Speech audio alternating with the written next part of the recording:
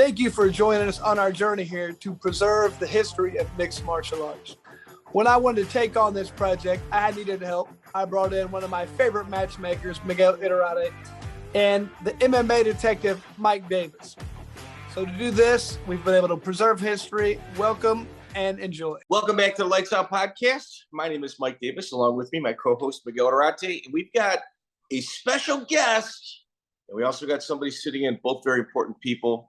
Our special guest, Pedro Sauer, world-renowned black belt, somebody whose reputation carries himself internationally. Pedro, welcome to the podcast. Thank you very much, amigo. It's a pleasure to be here, amigo. With him, three-time national wrestling champion, undefeated senior season, 1988 gold medal winner for the Olympics. One of our favorites, Mark Schultz. Mark, always a pleasure, sir. Thanks, Mike. It's an honor to be here with you and Miguel again. Yeah, and this is, I think you get one more and you tie us for most appearances. We obviously love having you on, and I'm always texting you as well. So greatly, greatly appreciated. But let's start with Pedro. Pedro. It's a rare treat, Mike. I'm just saying it's a rare treat. I don't think ever there's been a podcast with this high level of guys from such different variety, you know what I mean? And we're all here for the same reasons, just to document and let people know. So, but I think it's really a historic podcast. A jiu-jitsu black belt of this caliber. And he's not even a jiu-jitsu black belt maker. You know what I mean? And Olympic gold medalist. This has never been done before, Mike. So definitely you got your work cut out for you, buddy. I think we start in the beginning. Pedro, in 1985, you got your black belt under both Rickson and Helio. How do you meet them? How does your meeting the Gracie family come together? Well, I met first. The first one that I met was Carlson Gracie, was Rickson's cousin. Carlson was Helio Gracie's nephew, Carlos Gracie's son, and we went to school together as young kids in Flamengo, where I grew up in Rio de Janeiro. And that's the first time I ever got introduced to a Gracie. And after that, I got in a little scuffling with him one time in a recess time, and he just put me down and hold me down, and I could not escape. He just hold me there. So he actually didn't. He should be kicking my butt, but he actually didn't do it. He just hold me down. So that's the first introduction that I had with the jiu-jitsu, and that's the first time. And after that, I moved. My parents, they used to live in a Flamengo.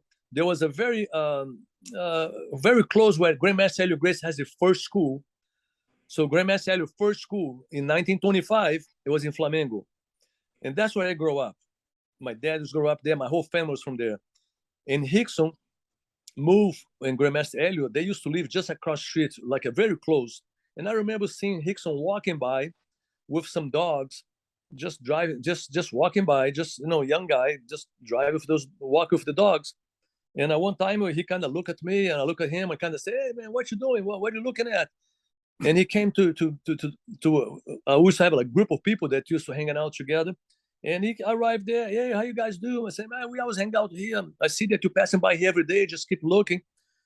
Man, come here. Just hang out with us." That's the beginning, how I met.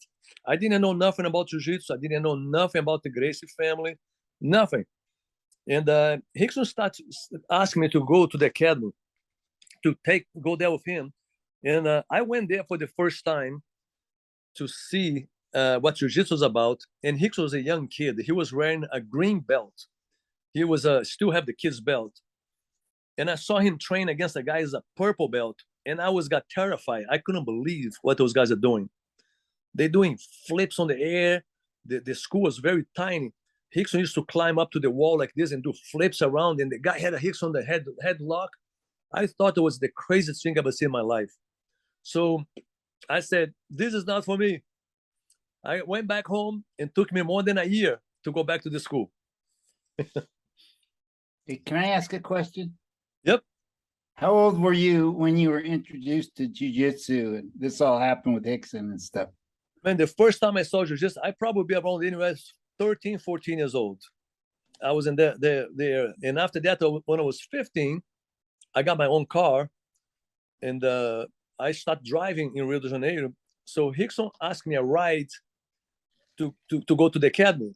You know, he was there hanging out. He was walking, and he saw me there with car. Hey, man, give me a ride, please, to downtown. So I told him, I'm going to give a ride, but I'm not going to train. I don't like grab guys. I like to grab girls. I think both you guys have heard that. Yeah, yeah. So I thought, I don't like this. So and Rickson just smiled. Hey, come on, come on.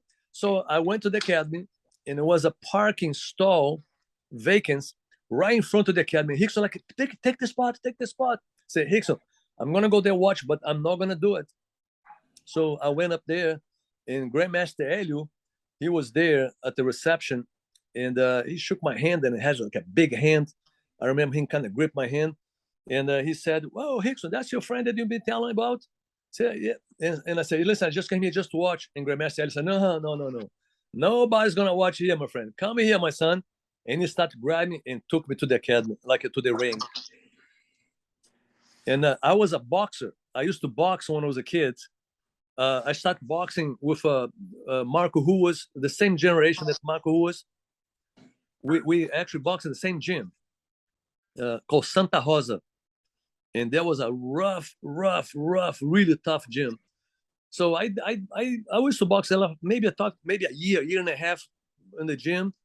And so Grandmaster Helio made me put boxing gloves, 16-ounce boxing glove, and make me spar with some kids. And those kids, they didn't want to spar with me. They just want to tackle me and put me in the ground. And they done over and over and over and over until I gas out completely. And that's basically my introduction for jiu-jitsu. I almost have a heart attack. You had to go back. Well, you had to go back. I had to go back. So, Mark, your experience with Rickson as well is, I mean, somewhat different, but also the same. He's somebody that has connected both of you guys. Is that also how you met Pedro Sauer? Oh, well, I told you this story on a previous podcast of how I met Pedro. I got a call from one of Pedro's students, a blue belt, and he asked me if I wanted to. He said the best jiu-jitsu fighter in the world's in town. Do you want to fight him? And I asked him what the rules were, and he was trying to intimidate me. And he said, there are no rules. And I was like, really? No rules? And I was thinking, what are we going to do? Commit a homicide? So I said, okay, I'll do it. So a week from Thursday or whatever, I had to go to the NCAAs. I couldn't even think about anything I was doing that week because I was constantly thinking. I didn't know who this guy was. I didn't know what was going to happen. And it really pisses me off that this guy tried to intimidate me by telling me there were no rules, because it was very difficult for me and Rickson to overcome that obstacle of all antagonism and opposition, like we were enemies all of a sudden. But we ended up being great friends. Did he connect you with Pedro? Actually, no. I found out through a third party. I don't know who told me, but I didn't even know Pedro was in the wrestling room at the time that I went with Rickson. And then I found out later that he's got a student in Provo, Utah, of all places. I mean, what are the chances? And I found out it's Pedro Sauer. So I call up Pedro someday and I said, hey, can I be your student?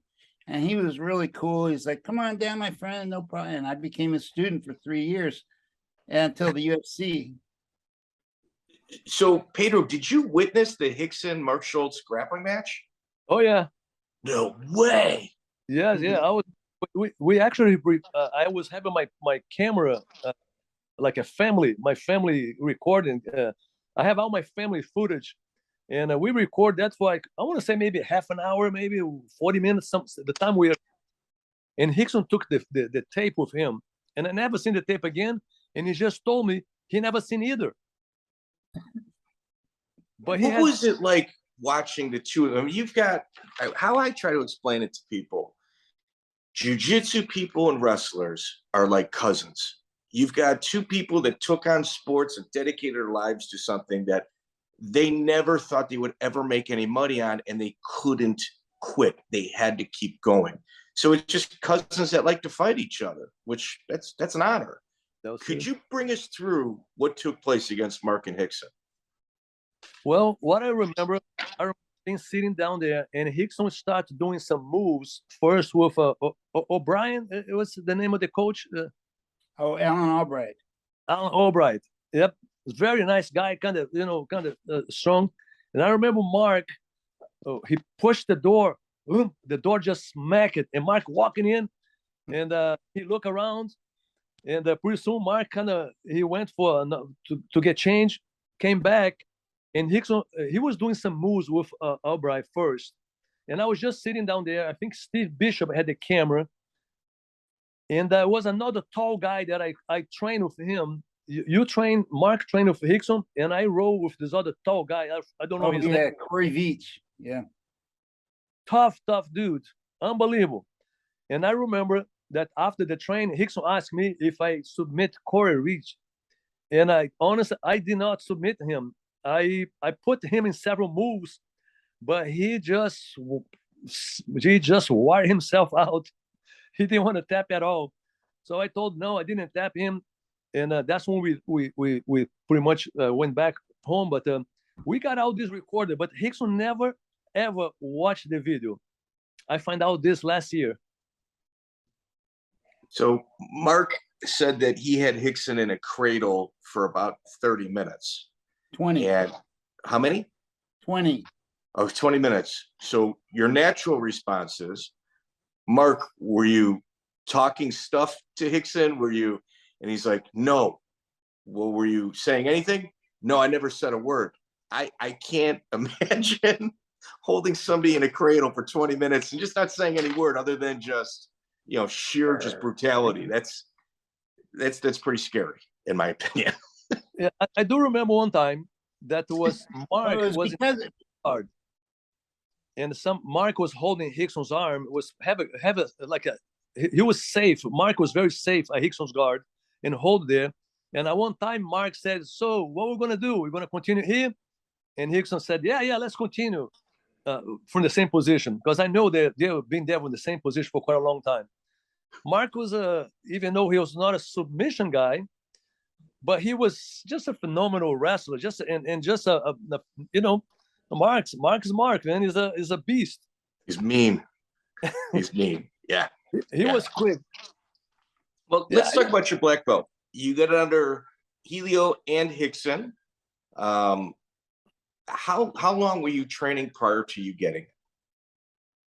My black belt? Yes. Oh, it took me about 10 years. Yeah, and because I was a very small guy. I came from my dad was very skinny, very small. I'm the smallest of my whole family.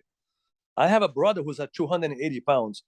I have another brother who's 240. Has another one's 220, and I'm 150. So I've been the smallest one.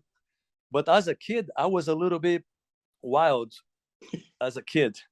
So my mom was very, very scary when she found out that I was doing jiu-jitsu. She didn't know. She heard about the Gracie reputation, So my mom was very scared. So she went to talk to Grandmaster Helio.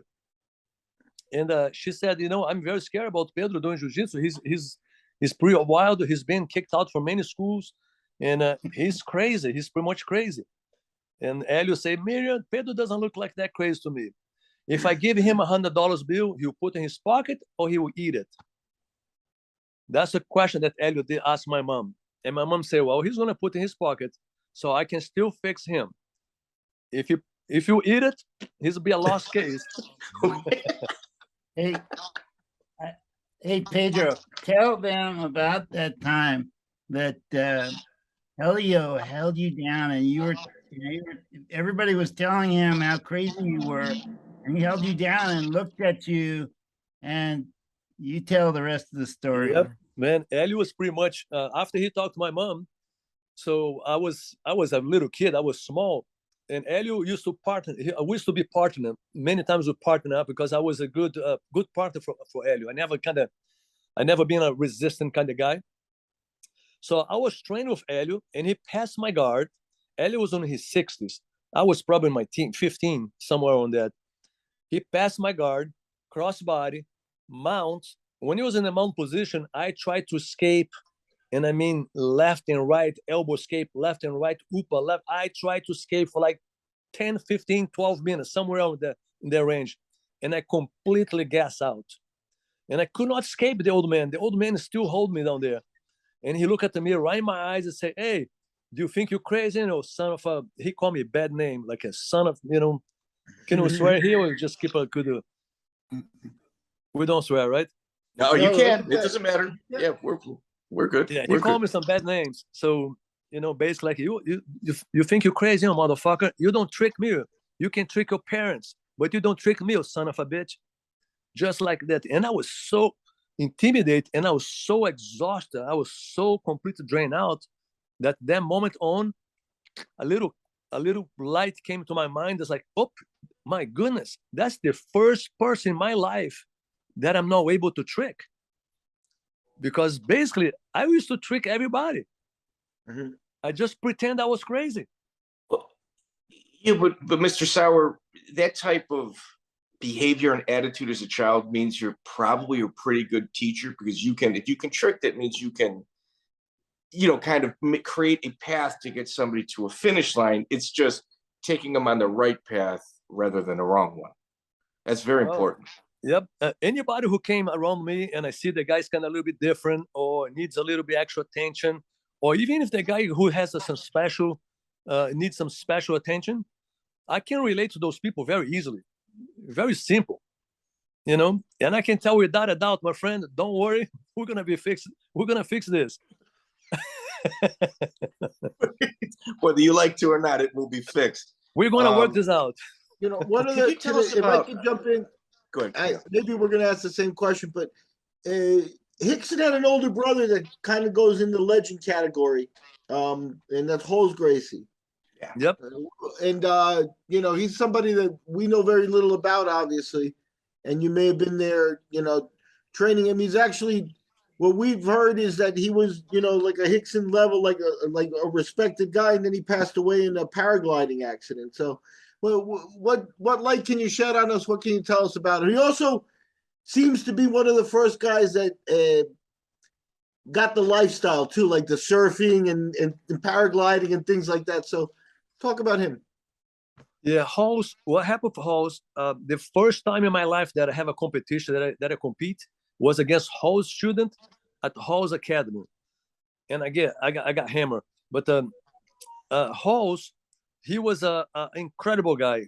His mom, she was a steward, and she used to work for, I'm not sure with a company, but she used to live in America. She was an American lady, Hall's mom.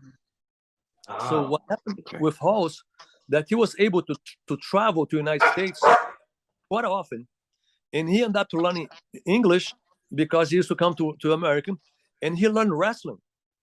And Halls was the first one to introduce wrestling in Jiu Jitsu. Wow. You know the Americana armbar? Of course. That was in honor of Bob Anderson. There was a wrestler that went to Brazil that they are doing this American armbar, and he actually, the name Americana came after this guy, Bob Anderson. Big wrestler guy. He spent 15 days in Brazil, and he did not spar with Halls during 15 days. His last day, apparently they have a session, and they both spar, and he fell in love with Jiu-Jitsu. Bob Anderson fell in love. Wow. He became the national grappling coach for the USA Wrestling. Bob Anderson? Yeah. Wow. Another legendary guy. What was Helio like as a mentor? He was incredible. A very smart guy, incredible psychology. He was very correct by the book. And I mean 100% by the book. And he used to judge people by everything. Every time he looked at you, he was judging you somehow. Your character, your integrity, your hygiene, if you cut your nails, if you wash your geese, if you brush your hair, if you shave. He used to have all kinds of stuff, and he used to grade people. Well, when you've got a family like the Gracies, obviously plentiful, and all of them have the ability to be a little bit crazy, you kind of have to have a military type hand at home. Otherwise, you're visiting your family in jail. I mean, they're crazy guys. Yeah, Helio was the enforcer. Helio was a general. I never in my life I came across of an individual with such a strong will and such a macho mentality. If you remember, do you remember when Hugo Duarte and Rickson Gracie got in a fight? Sure. Of course, So, the beach fight. Yes. Yeah, the beach fight. So they fought on the beach first. And after that, Hugo Duarte asked for a rematch. I want a rematch. I want to try again. So they set up a rematch at the school, Gracie Humaitá, in Rio de Janeiro. Well, the day that they set up the rematch, the Gracie Academy had over 150 people there. It was packed, but nobody showed up in the day. Well, they come back next day. During the day, when nobody was there, the academy actually was closed. Grandmaster Helio was open the school, and 50 people shows up with guns, knife, clubs. I'm talking about 50 psychopaths show up in the school. And Helio goes say, hold on, guys. You're not going to waste your trip. Hold on. And call Rickson. And Rickson got in a motorcycle, little 50cc motorcycle on the back.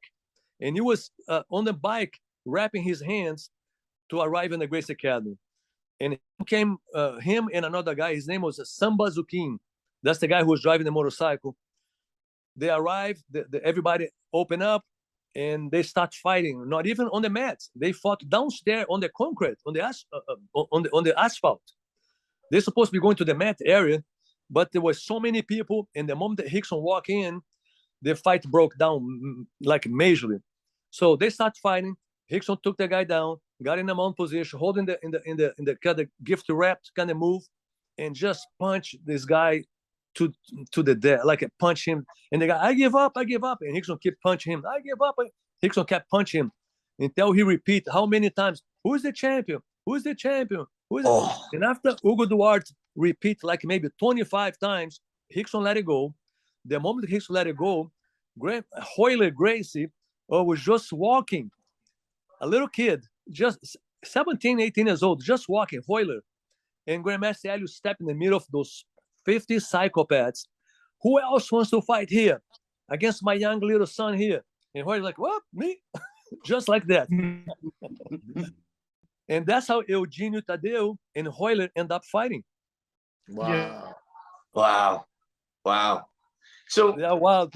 Now you mentioned, but Royler at 17, 18 was already a black belt, no? Yeah. Yep. So he brought his kids up like in military fashion. They were all exposed. All of them since young age. He make everybody fight. People used to fight even for everything. Every time you see two guys in the TV fights, they bad. Every time Helio create a very good atmosphere for us to experience jiu-jitsu, experience fighting, and eventually experience no holds barred. You were also in the room with Carlson Gracie Sr. I remember, yeah. How was he growing up? Carlson Gracie, the senior. Carlson Gracie, his name is Carlos. Carlos Gracie Sr. You talk about Carlos or Carlson? Carlson. Oh, Carlson was Carlos' son. Okay. Yes. Yeah. And he was the first guy who broke away from Helio. So Grandmaster Helio had his school in downtown Rio de Janeiro, and they decided to move to Copacabana to open the first group class for more that was more affordable for people. That's what Carlson did. And Carlson was another enforcer. Carlson was a good guy. He was a tough dude. He was, oh my gosh, Carlson was tough guy, man. He used to have fingers like bananas. His fingers were just like bananas. And he would grab you, and he was rough. Carlson was a pretty rough. Well, just see what kind of Carlson Gracie team, what they done it. Vitor Belfort, Mauri Bittet, those guys are pretty tough guys, you know. Sure. Here in Chicago, Yeah. his reputation while he was here was everybody looked up to him, whether you were on his team or off of his team, and it made you research him. And he's a person that was literally taking people from the street and changing their lives. Yep. The people like Carlson, there should be statues made of them for the impact that they've made in society. He has one. Oh, does he?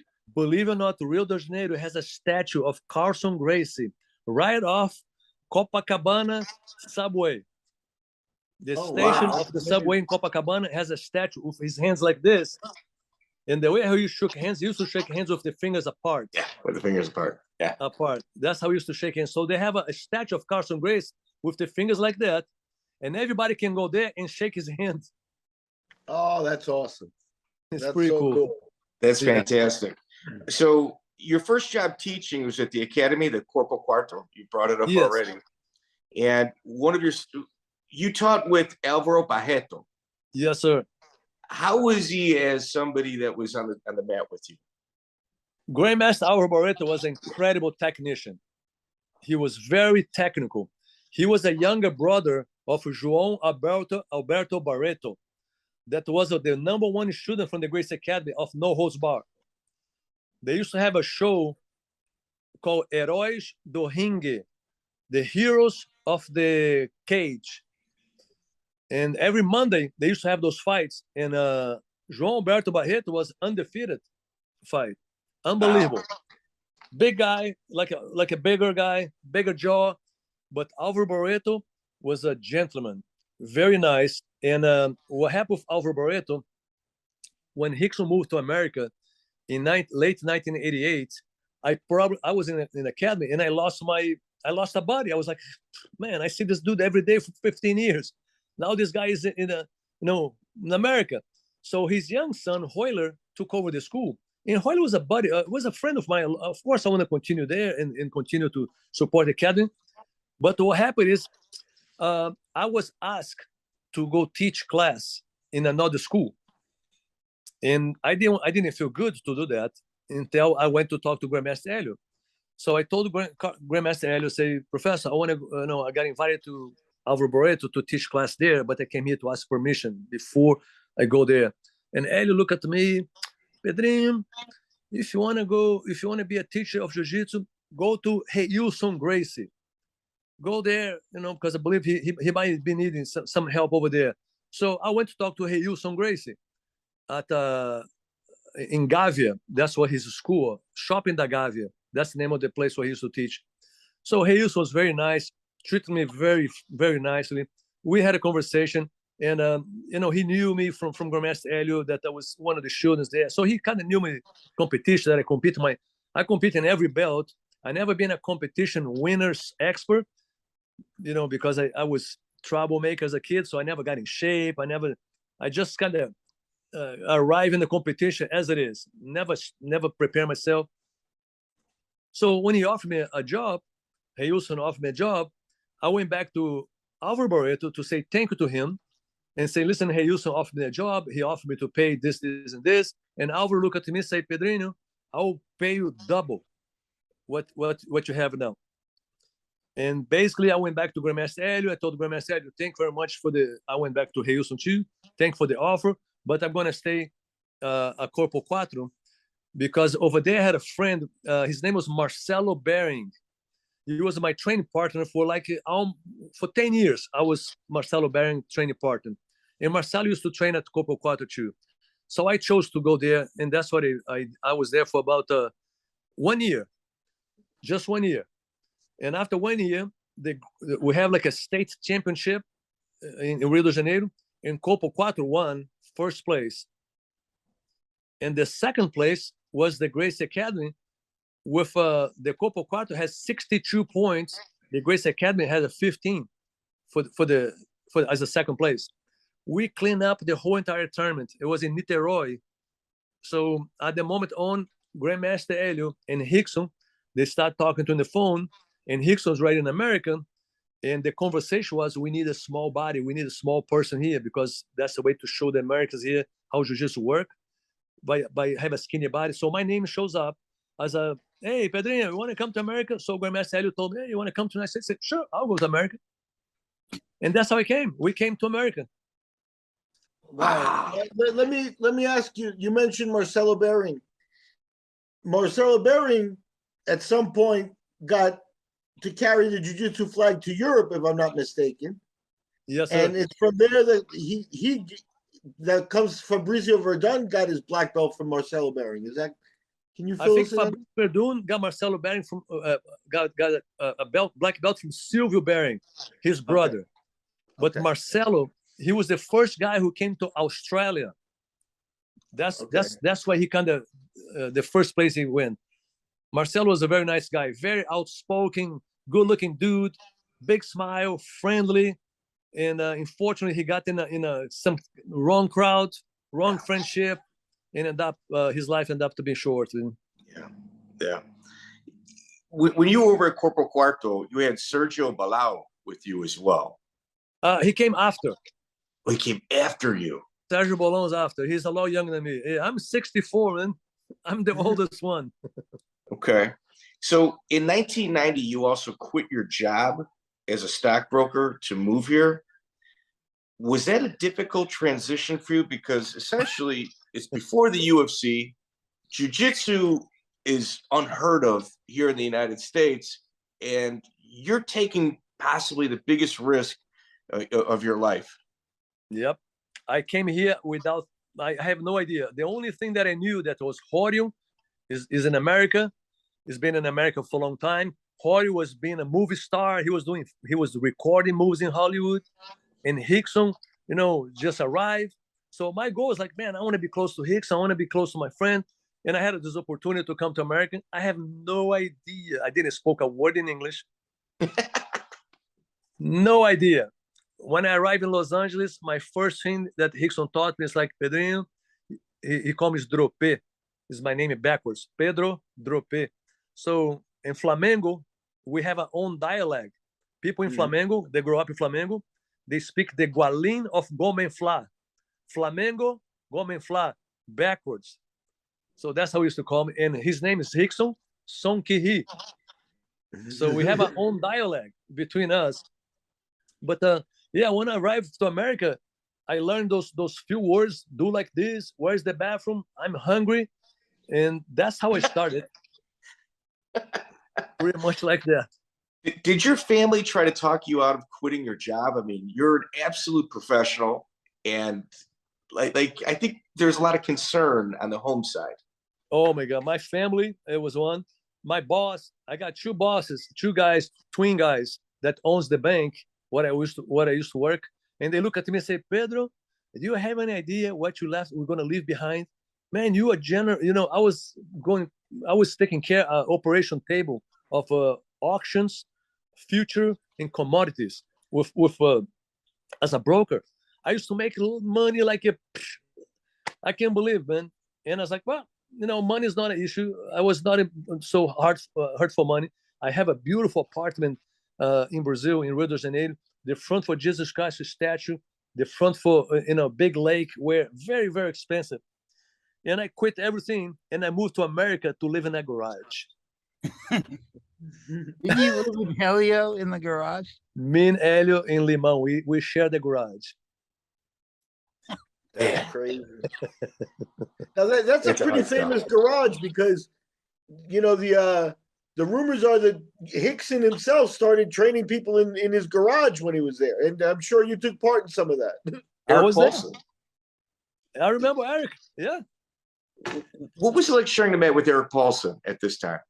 Well, on the beginning, not so many people knew. There was not as much knowledge. So when we arrived here, I had already 15 years of grinding, training, and so I was kind of. And Grandmaster Helio was a very smart dude. Everybody who trained with Helio used to create some kind of unpredictable stuff. He used to put us in so much big trouble. He used to pay people out of the streets to hold us in a headlock or crossbody for us to cannot escape. And somebody out of the streets, unpredictable. because he said, hey, if you can escape from those dudes, you're going to escape from anybody. Because you're already a black belt, you already escaped from anybody here. Let me see how we deal with somebody who's unpredictable. That's amazing. And that is what makes the difference between all the Brazilians that came to America with a good technique over here, and all the other guys that arrive in America. You heard about the guys that changed the belts in the airplane? You heard about that before? I have. Would you mind explaining it to our audience? Yes.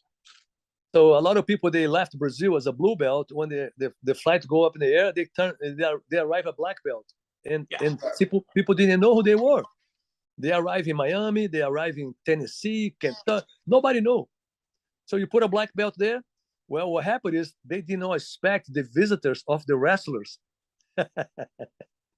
When the wrestlers start visiting the academy, those blue belts, it's like, oh my goodness, I got to go back to Brazil because I'm out.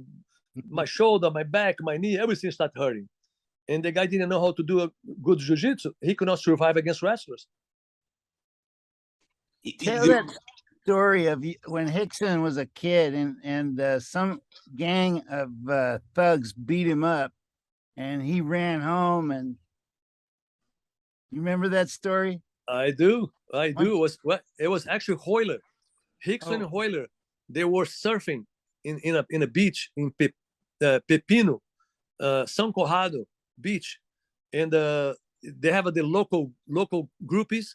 They are from the slums, and they start to look at the Rickson and Royler and kind of making face, and they kind of catch waves. They kind of go to the same waves, and pretty soon Royler is a little spiky. Royler is very spiky, and Royler started getting a fight with one of the guys, and Royler put the guy to sleep on the beach right away. And a lot of guys, they got like 20 guys together, and they surrounded Rickson and Royler. And what happened with the time, Rickson and Royler started walking to the car, and they got in the car, and everybody chased them. So they got in the car. When Royler was in the car, in the passenger seat, they threw a rock, and this rock kind of went and broke the glass and exploded right in Royler's face, right here, opened a big gash. So they went back to the academy, and what they did for 1 week, they went there with binoculars. 1 week, they check every single guy, every person, every guy. The time those guys was to go there. One day when everybody was there, they called the chief of police. His name was Helio Vigil. And they blocked a bus. They told everybody to leave the bus. And Rickson and Royler, they stayed down on the sands. And everybody else was sitting down on the curb facing the beach. And Helio used to go and push one by one to Rickson's hands and Royler's hands. And they spanked everyone, put everybody on the bus, and took everyone to jail.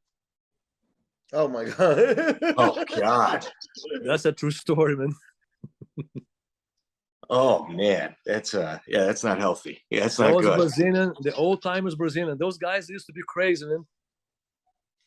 Mark, we have talked offline, obviously, about an incident that took place in 1994. Pedro had obviously transitioned to the United States, and it was he got into a fight with bodybuilder Lance Bachler. Mark, would you tell us how this started? And Pedro, if you could chime in after Mark starts it and tell us how it ended. So there's this radio station in Utah called K-Bear 101. And they're interviewing Pedro. He's a brand new Gracie Jiu-Jitsu black belt in Utah, and it's the big new thing is Brazilian Jiu-Jitsu. So they have this black belt in Utah, so they invite him over, and he's talking about the what makes Gracie Jiu-Jitsu superior to other martial arts, and he gets done with his interview, and the very next guy on the show is Mr. Utah, Lance Bachler, 250-pound bodybuilder. And they get him on there, and they ask him, how do you think you do against Pedro? Because I think Mark froze. You got a little froze there. Yeah. Ooh. Let's he'll join again and we can continue the story. That's for sure. You know what it is? He's outside and he moved away from his Wi-Fi. Oh, you can still see him? Oh, we can No, still he see him. disappeared. It's frozen. He's not here on my main screen. So anyway, go ahead, Mark. Mike, pick it up, or ask something Well, else, and let's we'll just do this. continue with Mark. So the guy's on the show says he can beat you up, Pedro. Had you left the studio by this time, or were you still there? No, I left the studio. He saw me walking on the studio, and he's like, "Oh, who is this? Oh, this is Pedro Sauer. Oh, he's too small. He's too skinny." And that's how they start, poking him. Say, hey, you're a big guy, man. You think you can fight him? And apparently he was a wrestler. That's, he was a little kid. He grew up as a wrestler, going to Oregon, Utah, I believe, the area there. And he was in a school with Mike Tahnnan, that was the owner of the school that the fight happened. And I believe one of my students was Kazeka. Kazeka was trying to get a fight with Mike Tahnnan. Kazeka Muniz. Yeah, Kazeka Muniz, yeah. Yep. He was getting a fight there. And I don't know how that happened. I just know that I got a phone call, and I was talking to the guy, and I was alive in the radio. So we accepted the challenge. I think it was on a Tuesday. On a Tuesday night, I talked on the phone. We fought on a Friday morning. So Pedro, if you're live on the radio while this is going down, you have no choice. That's your entire business is at risk. Yep. If you say no, you better close your doors. It's over. I know, and I say, all right. So that's what's going to happen. So we arranged. Helio and Gracie negotiated the contract. There was a lot of talk about his because he was a professional bodybuilder. He won some. I guess he won some. I'm not sure, show or contest. He won some. He has some titles. And Royler was very worried about that. And on the beginning, he was like, hey, but then you try, if you got a chance, make sure you go for the neck. Be careful by breaking the arms, because, in America, people love to sue over here. I was like, what do you mean love to sue? What do you mean lawsuit? I don't even know what the lawsuit means. We're just going to fight. Yeah, but over here, people sue for everything. So I got in the fight. We had to sign He's a smart. document. Yeah, Royler's a smart guy. Very smart. So basically, I got him in an armbar on the end of the fight, And one thing that not so many people know is that Lance Bachler came to my school 30 days later. Oh, that's cool. That's very As a student or for As revenge? a student, he walked in, and I paired up with him, and we spar, and it was no punches, no bites, no elbows, nothing, strikes. So I was able to tap him 24 times, neck, arm, choke, kimura, Americana, armbar, the whole 9 yards, everything. When you spar, submission happens. So, and he signed up to take class from one of my blue belts. His name was Simon Parson. And Simon taught Mr. Utah. That's cool. Now, these challenge matches used to happen in Brazil all the time. You mentioned Eugenio Taddeo and Royler, and then obviously Rickson and Hugo Duarte. Were you at the famous fights that appeared on the Gracie in-action videos, the ones that occurred in the ring and stuff? What was that atmosphere like? Because that was officially Jiu-Jitsu against Luta Libre, with Luta Libre, like you said, these are psychopaths. And by that you mean, I think, a little bit social economics, a little lower, they're poorer, less education. That's life, and they're rough boys. Yes. They used to be crazy. When Rickson fought Zulu twice. The first time was in Brazil. And I never seen the video. I seen just pictures. The referee was one of my friends. Actually, was one of my partners. The referee of the fight. We have a business together. So the second time Rickson fought, Rickson was maybe 19 years old, give and take. And my goodness, Rickson was as little compared to Zulu. When I mean little, man, I went to Zulu's locker room.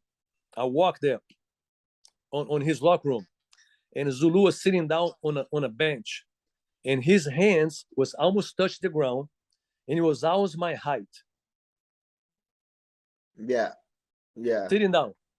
And I went back to Rickson's locker room. I look at Rickson. Dude, have you seen the size of the dude, man? That dude is huge, Rickson. Don't let the guy touch you, man. I was so worried about that. And Rickson like, I got it. Don't worry. I got it. Rickson was quiet. Rickson was very confident over here. He was a little kid, man. Yeah. Wow. Were you, the rumor was when Oleg Taktarov came, he wanted to fight in the UFC. He showed up over at the Gracie Academy and he did a challenge match. The rumor is you were the person that did the challenge match with Oleg. Yep. Could you bring us through it? Yep. Well, I was just visiting. I went there to visit Rorion and Royce. And when I went to the Gracie Academy, Rorion was there. Royce was not there. And I saw this huge Russian guy, neck like this big, wearing a tie, blue eyes, big guy, walking back and forward over there. And Rorion came to me and said, hey, Pedrinho, got a guy here wants to try to fight Royce. You'd like to fight him? I say, sure. Sign me up. Put it on. I was there visiting. No gis. I didn't have nothing. So Rorion loaned me his gi, loaned me his belt. And you know Big John McCarthy? Of course. Yeah, Big John was over there. Big John was there visiting the school too. And I remember his head was there. It used to have a glass, a little glass. It was a door with just a small glass. And I remember seeing Big John's head there on the glass. There was many heads, but Big John was always there. It was just me, Oleg, going crazy on the mat. We fought for 40 minutes. Basically, I could not submit him. I honestly, I had his neck, perfect choke. I want to say maybe 4 times, with my hand deep as can be, full choke from the front, full choke from the back. I had his arm stretched like a bow a couple times, but the guy does not quit. Impossible to quit. He was also bigger than you, quite a bit larger than you. Yeah, he told me when he saw me walking in, he's like, I have a 10 black belt, but don't worry, I'm not gonna hurt you. That's what he told me. And I told him, I only have one, but you can go for it, amigo. Yeah. Wow. Man, those were the days, man. Wow. Yeah. You also trained with Sheik Tahnnan and Kid Peligro in Abu Dhabi. Sheik Tahnnan. Yep. Mm-hmm. What was your experience like training with him as well as in Abu Dhabi? Well, Sheik Tahnnan, on when he got introduced to Jiu Jitsu, he created it was a website that Sheik Tahnnan parent paid Kid Peligro, and they decided to come up with a pool to see who is the best jiu-jitsu instructor of the world. And it was about maybe 30 people there. And later was 20, later was 10, later was 6. Anyway, I was one of them and ended up winning. And that's how I ended up going to Abu Dhabi. So Tahnnan sent me a ticket, sent the tickets to Kid Peligro. Me and Kid Peligro, we caught a flight in San Francisco, and we went to Abu Dhabi. Next day that we arrived there, Sheik Tahnnan came. We were in ADCC, the Abu Dhabi Combat Club. A whole bunch of people training there, a lot of Bulgarians, a lot of Russians, no Brazilians whatsoever. Anyway, Tahnnan arrived and he started training with Kid Peligro. I didn't know who Tahnnan was. I never met him because they have a lot of disguise. They have a couple other guys that look just like it. So when I saw Kid Peligro was training with Tahnnan, and I saw Tahnnan, doing moves and getting on top and going for submissions, I was like, man, this guy's pretty good. Kid Peligro is a black belt. So when it came my turn, he looked at me and invited me to go to the mat. We went to the mat. It was all leather mats, beautiful, just nice. And we start training, and I thought it was going to be just like a normal roll. So I caught him once, I caught him again, I caught him again. And after that, it's like, oh, I need to rest, but I want you to train again. I want to see you roll with all my instructors here in Abu Dhabi. So he put me like a Bulgarian, a Russian guy, and I rolled for all those guys, and I was able to submit all the guys that I was training. Remember, back in the early days, it was submit. That only thing that counts is submission. That's the only thing that counts. So I was able to submit everybody there, and Tahnnan told everyone, from now on, as long as Pedro Sauer is here, all my kids got to take class from him. And I pretty much took over from the Abu Dhabi Combat Club for 20 days.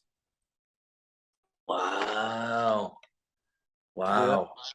So Mark's joined us again. Mark, we went through the fight with the bodybuilder Lance Bachler. You were cornering Pedro for that bout. Were there any concerns on your end, and what was it like getting asked by Pedro to be there with him?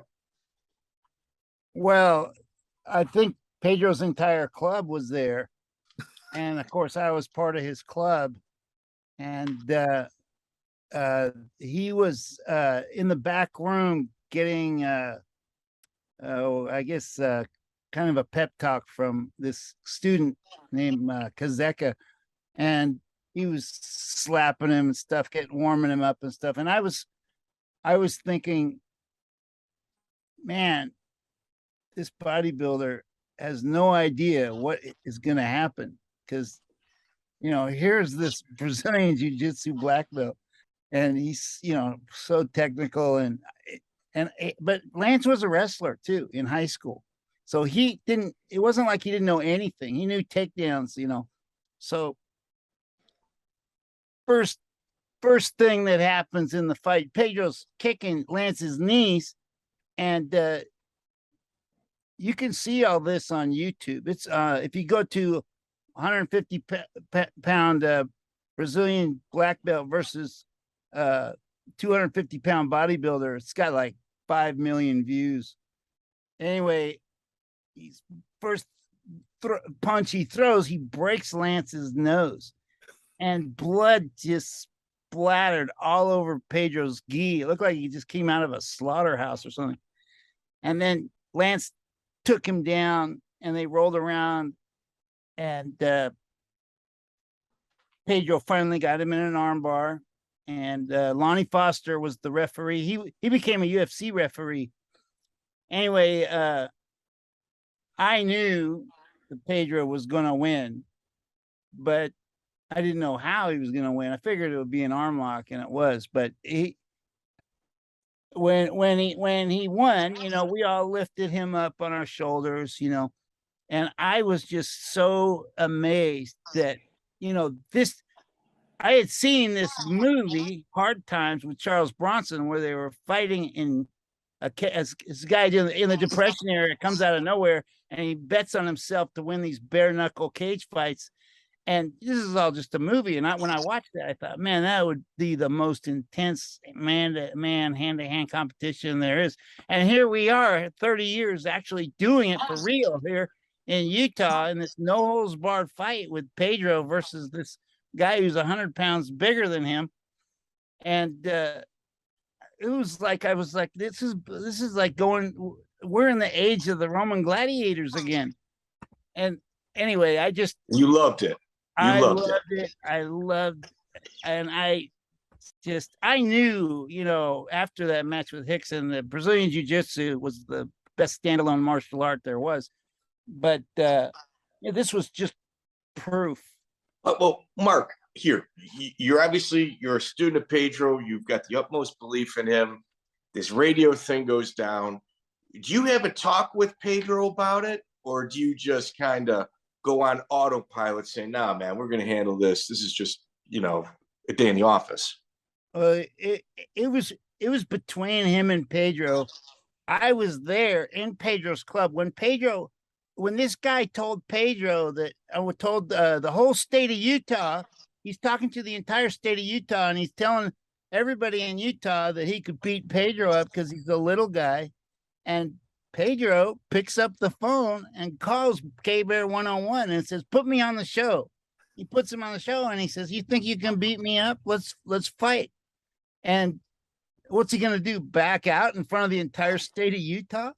And so 7 a.m. at Mike Stedham's gym, we were there, and man, the testosterone in that room was so intense. It was like women were growing beards. It was so, I mean, years before it was fashionable, they were growing beards. So Mark, did Lance have like a large group of people with him? Not really. You know, I You don't went think there. I don't, to tell you the truth, it was packed. I didn't know anybody except for the guys in Pedro's club, but the place was packed. And I don't know who all the people were, but Lance had people with him. I don't know how many, but the place was packed. All right. What happens on the radio afterward? I don't know. Pedro would know better than I would. Yeah, but afterwards, it's like, Lance coach wrote a letter to the Black Belt magazine saying that unbeatable system is beatable. And he said that Lance Bachler threw Pedro Sauer like a rag doll, blah, blah, blah, did this, did that, but they didn't know we had it recorded. So Horion sent a video to the Black Belt magazine and sent a letter addressed to Black Belt magazine, Lance Bachler, and Mike Stedham, saying that if you confirm that the unbeatable system is beatable, you have to accept a rematch. So I tried to get a rematch. We tried, and they back up for a rematch. And that's the Lance came to my school, trained over there, and he saw that might be not a good idea to have another rematch. Does your school blow up after this? This is a phenomenal marketing tool. Yes. Right after that, I remember going to Miss Marlowe gym. Do you remember back in the Pardos Way, Mark, the Miss Marlowe gym? Yeah. Used to have only carpet, and yes. people used to fight there. Dave Benetton used to be there. Remember, we tried to bring Dan Severn over there. There was a lot of people used to go there to train. It was pretty nice, but anyway, they just decided not to do it, and pretty much everything died down. Okay, no mats, only carpet. Yeah, good for grappling. But if I could ask you, Pedro, you mentioned Kazeka Muniz. He's a guy that a lot of people forget, but he's did a lot of work as an ambassador for jiu-jitsu training and other. But isn't he like Venezuelan? I didn't realize his belt was from you. Why don't you tell us about him? I think I met him once in Russia when he was fighting. Yes, Kazek is a character. It was an 18 years old boy arrived at my school, and a young kid. He came from Frank Cucci school in the East Coast. Went to Utah, trained with me for I want to say probably a couple years, no more than there. And after that, he went back to Rickson School in Los Angeles. And after that, he went to Brazil, and he got his black belt, if I'm not mistaken, from Draculino. Oh, okay. Vinicius. Kazaka was a very gifted, unbelievable gifted individual. That kid could learn jiu-jitsu like that, could fight. Anything he decided to do, he would learn it. He was a wild, wild guy. Unbelievable guy. I got so many stories about this guy. That's outrated R. It's crazy. Give us one, because I met him. You just one. What I remember about him was that he had at least 80 countries stamped in his passport. I mean, we were just looking at it. He was a world, and all because of fighting and jiu-jitsu, and he also had a little bit of a wrestling background. He was a Venezuelan American. You tell it, Pedro. Tell it crazy. Yeah, after he learned jiu-jitsu, he went to do wrestling, and he done very well wrestling. And I'm not sure if it was in Cuba, in somewhere in Central America. He done very well. But the quick story about Kazeka is that in '94, right after this fight with Mr. Utah, we went to Lake Palm for a little vacation. So a friend of mine who owns a blind business in Utah, the blind man, he took a jet ski. So when we arrived there in Lake Powell, beautiful environment, and I got in the jet ski. Kazeka got behind me, and I drove the jet ski around, and Kazeka just fell in love. And I mean, fell in love with the jet ski. He was so crazy excited over here talking to me about Pedrinho, let me do it, Pedrinho, let me do it, Pedrinho, let me try. So we switch location, and Kazeka took the steering wheel. I sit on the back. Well, that's the first time he ever sit in a jet ski. And I knew how to do it before. I was a pretty gifted guy with speed, so I knew how to do it pretty quick. Kazeka decided to do the same thing that I was doing. So he just hit the gas and just starts flying. And I saw this boat coming our direction, and Kazeka's going. So I saw this boat keep coming our direction, and I'm telling Kazeka. Pretty soon I have to jump because Kazeka will turn the steering wheel, but he takes the gas off. So the thing does not turn without gas. So I have to jump over Kazeka, grab the handlebar, hit the gas, and we pass about 3 feet from this boat. When we circle around the boat and go around, it was a patrol boat with 2 police officers. And they were so in shock. They like this. You guys gonna get hurt. And Kazeka, I'm so sorry, sir. I'm so sorry, sir. I'm so sorry. And Kazeka takes off again. And I'm telling Kazeka, slow down, Kazeka, slow down. Pretty soon, Kazeka was maybe 65 miles an hour. We catch a few waves, and we just got projected to the space. We had one of the worst fall. Like it took us about 10 minutes to go back to the jet ski, swimming. Ooh. When we arrived back in jet ski, he climbed one side, I climbed on the other side. He grabbed the handlebar, I put him in a choke, and I put him to sleep. And I tossed him in the water. He wake up in the water. I said, you crazy bastard. You almost killed us. Man, are you crazy? And he's like, Pedrinho, don't tell nobody. Don't tell nobody. So I didn't say nothing. So this guy grabbed, I didn't say nothing that happened for the couple next day. I told him later because he wanted to be using jet ski. You know? So Kazeka was doing mortar south, like a flip on the end of the trip. I saw Kazeka doing flips with the jet ski. Yeah. Crazy, man. Yeah. Wow. One of my absolute favorite Brazilians who doesn't get enough attention is a videographer named Pacetau. Paquetá. Would you mind telling everybody, as I've talked about him in a few different episodes, would you mind describing who he was, what he did, and how he seemed to get along with the Luta Libre guys, yourself? He got along with everybody. Yes, Pacetau was a very nice guy. He was the first guy that I ever seen build a library. He used to record every tournament. Every tournament. After IBJJF started, Pacetau had a camera and record every single match. And he built one of the most incredible library. And I believe Pacetau passed away, but I believe, I'm not sure who, if it's a son, somebody from Paquetau's family got a hold of this library. Beautiful. How was he able to get along with rival gyms with no issue, though? Because both of them were comfortable with him being there. Yes. Pacetau was an older guy, very nice, very friendly, very laid back, easygoing. So he just arrived with a very good demeanor. Everybody really likes him. He was a good guy. Very nice dude. Yeah, if you didn't like Pacetau, you have some problems. He was a good dude.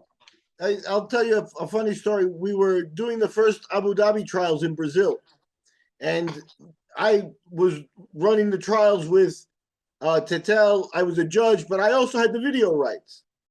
And Pacetau comes in and sets up his videos, and I'm like, what's going on here? And I got surrounded by Sperry, Liborio, Carlson Gracie, and they all gave me that black belt face, like, there's nothing you can do. Not to Pacetau. We just had to let him tape them. There it went. Yep. Sperry's got that very serious black belt face, Yeah, he built an incredible library. Yeah, no, he's a legend. Yes, it is. He was Carlson Gracie's very good friend. Yeah.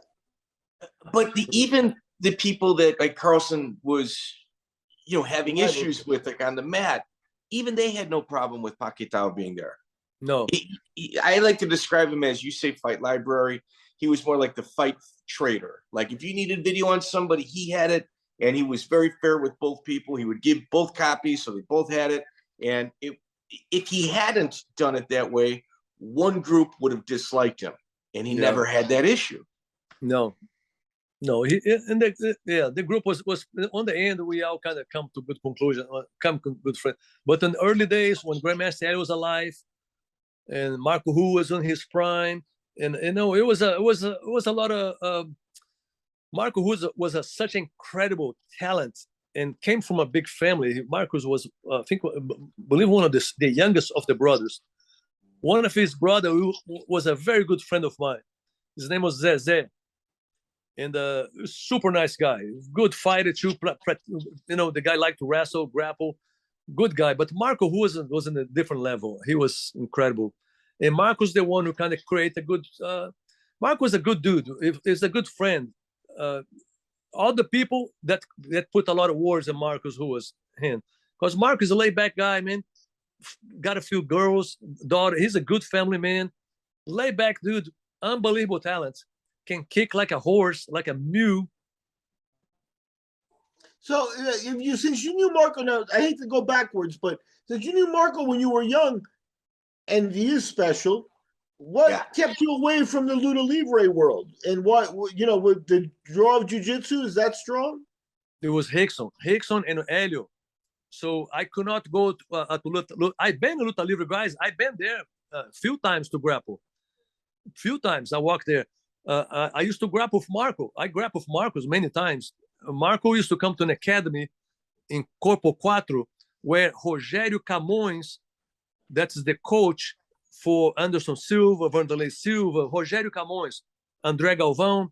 Rogério is incredible. He was a good friend of mine. We trained jiu-jitsu for many, many years together. He was a black belt in judo. And he's the one who built Megaton. Megaton, Megaton came under Rogério Camões. Okay.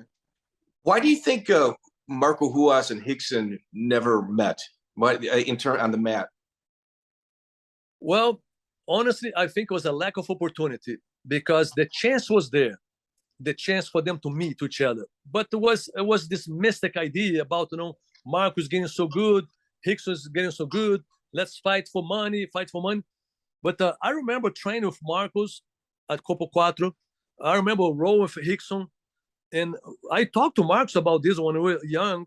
And Mark was a very talented. And I honestly, that's the thing that I was going to hate it to see Marcos and Rickson fighting. And that's something that, in my personal opinion, would be horrible. Because Marcos can fight he's a tough kid. He's a tough dude. No question about hands like a steel, kick like a mule. But Rickson was on a different level on the grappling atmosphere, on the grappling level. So in my mind was this, man, Marco's going to probably kick Rickson a couple of times. He's going to try to punch him a couple of times. Rickson's going to get pissed as a hell. And when the guy go to the ground, when something happens to the ground, this guy's going to try to kill each other there. And Rickson had a more ability. If you compare the groundwork for Rickson and groundwork with Marcos, it's not even close. It's not even close. Yeah, but Marco is good. He's very good. He knows exactly. He knows how to do, but he's not the same level. If you look at Marco's fights with Oleg Taktarov, his jiu-jitsu wasn't of the same level. You are correct. Mark, it's reminiscent of both you and your brother. You're the guy that would pound just squares through circle holes, and your brother's the technician. It's almost as if like the yin and yang between the two. They had never met. Mark, what was it like your first day over at Pedro's school? My first day, I was just really happy that he allowed me to be his student.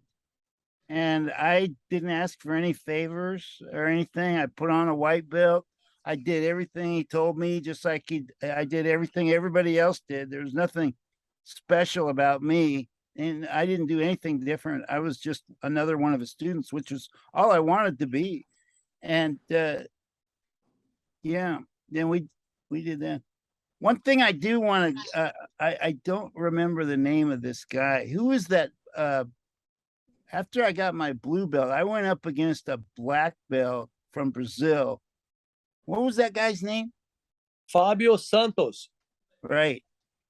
And what happened during that workout with him? Yeah, well, Fabio was, Fabio back in the early days. Fabio had no idea, and myself too. I kind of warned Fabio. I told him, Marco, hey, Fabio, this guy is a real deal, my friend. He's an incredible wrestler, and he's learning jiu-jitsu. He's learning submission. Don't do it. I warned him. Don't train with Marco. Don't train with Mark Schultz. But on the early days, Fabio Santos, another, we just fought. We just. So he wants to test himself against Mark Schultz, and Mark.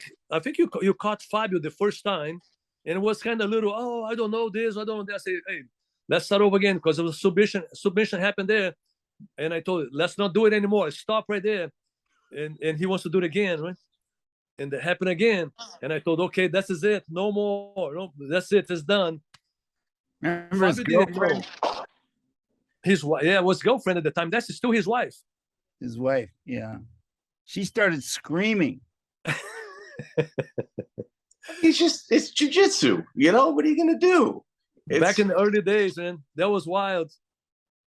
Pedro, was Mark's intensity an issue at the gym? And Mark, I mean that with all due respect. If you've got women and children and beginners on a mat with just like a wild animal, it could be very intimidating. Was it an issue at the gym? No. Mark, at the same time, is funny. What happened is Mark was very intense, but what happened is that most of the time, Mark started to relax. You see, Mark's a very relaxed. He started relaxing, man. On the mat? Mark's relaxed? Well, think about this. I remember I was telling Mark, say, Mark, you on top. You're going to be on top at any time that you want to. Right. If you really want to do jiu-jitsu, you have to lay down your back and do your guard. And Mark laid down on his back and did guard for a long time. It was hard for me to break that habit of wrestlers brainwash themselves to go belly down. It took me a while to break that brainwash, like I'm deprogramming myself from a cult or something. But is that something that felt good, Mark? Because I think, that you like to learn, like the learning process of getting to elite. And then once you're there, you got nothing to learn anymore. And then you get bored. That refreshment of learning something from the beginning. Is that something that played into it? Well, I just looked at it like it was another form of grappling, which it was. And I wrote my own jiu-jitsu technique book. And I studied it more than I studied anything else. And I just made it an academic subject, just like I did when I started wrestling. I wrote my own wrestling technique book. And I was just really lucky to have Pedro in Utah, Provo, Utah. Of all the places a Gracie black belt could have landed in America, everybody goes to LA. And then Pedro, the only non-Gracie family member black belt, moves to Provo, Utah. Of all places, I mean, what are the chances? And I mean, I just thank God he was there. I really was. I think it was destined. I think it was God's plan. Maybe, I don't know. It was. I was so lucky. Well, so Pedro, let's talk about the people on the mat at that time. You had Greg Nelson, Shawn Weaver, Frank Cucci, Eddie Camden, Todd Margolis. You had a pretty talented room. Well, the room was full of talents. And what happened is that because of my personality and because I'm a small person, I learned jiu-jitsu in a very awkward way. I have to learn jiu-jitsu by being spanked. So imagine how it would be for myself to walk in every day in the school, and I have to see Helio Gracie there as instructor, and all his sons. Horion, Helson, Rickson, and myself as a 120 pounds guy, as a little kid. So I got spanked like no tomorrow. I used to get tapped 50 times per day, 50 times. But I learned it, and I knew how to teach people the fine aspect of jiu-jitsu, the fine details. That's something that before we didn't share too much that. And when I moved to Utah, I was like, I got to share everything that I know. Otherwise, I'm not going to be able to train myself. So I was teaching everybody. I was sharing every move. I was telling everybody, go train with other people, man. Go train over here. Go train over there. because you're going to bring knowledge to us back here. That's always been my thought. And today, after those 30 years, I think I was in the right path, because I'm still on the mat. I'm still curious. I'm still learning. And look at the talents around. Today, I'm just a small little piece like this. I have black belts today. Like Mark, we met Rylan Lazares on the conference we did a couple weeks ago in North Carolina. Just like a monk, a guy who's like a monk. He's like just this monk guy who came down, and this kid can train jiu-jitsu like unbelievable.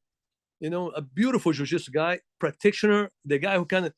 And the other thing that I noticed too, I know how to pick. I see values in everybody.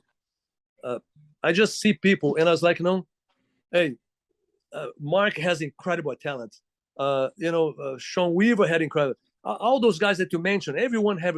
And honestly, when I see talent, I want to learn, man. I'm curious. I want to see that, and I want to see I want to see them flourish. I want to see everybody flourish, and I think that's the difference between myself, is because I was able to share moves with everybody. My nickname on the Gracie family was Papai Noel, Santa Claus. Santa Claus. Yeah. I was living in Utah. Santa Claus, yeah. Yeah, well, because I was in Utah, and I give jiu-jitsu for free. That's how everybody used to tell me. Well, Mark, we have to address this. So, in essence, we've got Chael Sonnen's story about how Mark Schultz got his black belt. Mark comes on our podcast, our first interview with him, and he talks about his version of how he got his black belt. Pedro, you're notoriously known for not somebody that moves people up the ladder very fast. You make people do their time to make sure it's just not something they're doing just to get an accomplishment and leave. You make sure people are dedicated. Would you bring us through your version of what took place with Mark Schultz and his black belt? Well, Mark trained with me for 3 years, and he was up back in the early days. The belt system was by the hours. I used to kind of track hours, and that way I could separate between ability, physical ability. Somebody has incredible ability like Mark, but you got to see another little kid who didn't have enough ability at all. And I tried to bring a more technical aspect instead of physical ability. So Mark went to the grinding for the early days, but Mark was a blue belt who could tap any black belt. You know, that's the fact, right? That's a problem. But that's a fact. That's what it is. Well, remember I asked you one time what a black belt means, and you said it's not so much about the skill, it's more about how much time you spend with your instructor, how you are to your instructor, along with skill. That's important. That is important. Like that knowledge, it's profound knowledge. It's doing the work, to finding the little things. And the only way you get that is with time. But Pedro, please continue. Yeah. So the experience of for Mark being learning and mechanic and this, so he got up to a blue belt, a high level blue belt, was stepping black belts left and right. I could never and he would. Trust me, that'll happen. And even every other guys, and we talk about this was in the 90s. My first black belt that I made was 2002. So it took me 12 years to make my first black belt. In that first black belt, I believe I named him. Was that Greg Nelson? Greg Nelson, the first black belt that I made. Okay. Yep. And supposed to be Shawn Weaver. Shawn Weaver was your second black belt. He was supposed to be the first one. Oh. What happened? What happened that Greg Nelson was diagnosed with some serious illness. And I went to see Greg, and Greg was taking so much medicine and so much stuff. His face was like this big. His leg was humongous. I went to visit him a couple of times. We did some seminars over there in his area. And I was like, oh, my gosh, nobody knew if Greg Nelson was going to make it. And Greg was pretty close to a black belt. So I went to Shawn, and I told Shawn, you'd be my first black belt. But we have Greg Nelson might not make it. Do you mind if I make him the first one? Like this, it can be remembered forever. And Shawn gave his space. Frank Kuch, the same way. And Shawn Weaver ended up to pass away. And Greg Nelson still good. But he's had a couple other health scares too since then. Yeah. Couple what? He's had a few other health issues since then where people had thought the same. Yeah. Yeah. Greg Nelson's unbelievable. Unbelievable. This guy was one of the most gifted martial arts guys that I've ever seen in my life. Greg Nelson. His ability to communicate and allow people to understand. Like, you can be very smart, but if you can't communicate and explain to a person, what it is they need to do in an effective manner, it doesn't matter how smart you are. Greg has got an ability to communicate. But let's talk about Mark Schultz's black belt. How does he get that black belt? So what happened that back at the time, I used to have a student that trained with me in Utah for mainly private class. He was a super nice guy, very talented. His name was Walt Bayless. Great guy. And Walt only took private class with me. He never been in group class. Walt was a sambo at the time. And he could open the splits. He could jump backwards, could jump forward, could do things. But Walter, when he came to my house the first time and trained, I rode with Walt. And, I was like a little pit bull as a kid, younger. I was a little, I was young, small, but I was no joke. I knew what I was doing. And if you make a mistake, I got your butt. That's how it was. And Walter, I used to catch him a few times on the beginning when he trained in my house. And he asked me which belt he should be wearing. I said, well, if you want to start again in the system, you should wear a white belt, start over again, and you can climb up to the system. And what he did, he always invited me for private class. So I have an agenda. I have my agenda back in 99, 91, 92. I know all my students that I used to treat. Walt Bayless took 11 hours of private class. And every hour, every class, we just spar. We spar the whole entire time. And on the end, I show a move here, I show a move there. Or sometimes when I catch him, I show another move here, another move there. And Walt was an incredible gift. Well, what Walt did, Mark was unbelievable. And Mark and Walt, they stopped being friends. And what happened that Mark did a video with Walt, but Mark just want to see all the moves that Walt could do. So they put a camera in a chair, and Mark allowed Walt to mount, to pass the guards, submit here, submit there. So it looked like Mark Schultz was getting beat. It was getting but actually Mark was trying to absorb the knowledge, see what the guy can do. See. Good. Yeah. And after that, I'm not sure when was that, but Mark, Walt Bayless go, and Mark at the time, I was already traveling a lot. I was already busy doing other things. And Mark was doing another, have a chance to open a school in another place. What happened that Walt Bayless, if I'm not mistaken, Walt gave Mark a black belt in the system. And of course, Mark just, what can I say? Of course, a black belt is a black belt. So, and that's what happened. And he kept training. And I was trying to bring Walt, to our group. I was trying to kind of bring Walt. And he's a great guy. But he had some people behind him that like to create controversies.